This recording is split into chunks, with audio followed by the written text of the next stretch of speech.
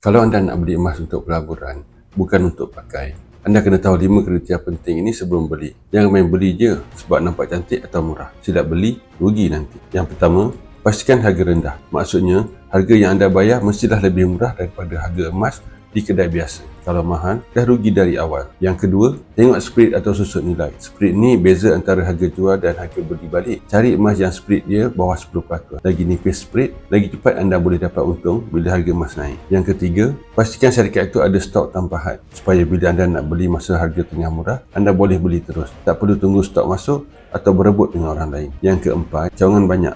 Ini penting supaya anda boleh beli, ambil atau jual emas dengan mudah tanpa perlu keluar kos tambahan pergi jauh-jauh. Dan yang terakhir, ini paling kritikal. Pastikan ada jaminan beli balik. Maksudnya, syarikat akan beli semula emas yang anda beli daripada mereka dengan syarat yang mudah. Tak kisah emas tu calar ke, hilang resit ke, tak ada nama anda ke, tetap boleh jual balik dengan harga yang tinggi. Inilah 5 kriteria penting kalau anda nak beli emas pelaburan yang betul-betul berbaloi. Kalau anda nak tahu syarikat mana yang penuhi semua ini, saya boleh tunjukkan. Follow saya untuk lebih banyak ilmu simpan dan beli emas dengan bijak. Jangan beli dulu sebelum tahu benda ni.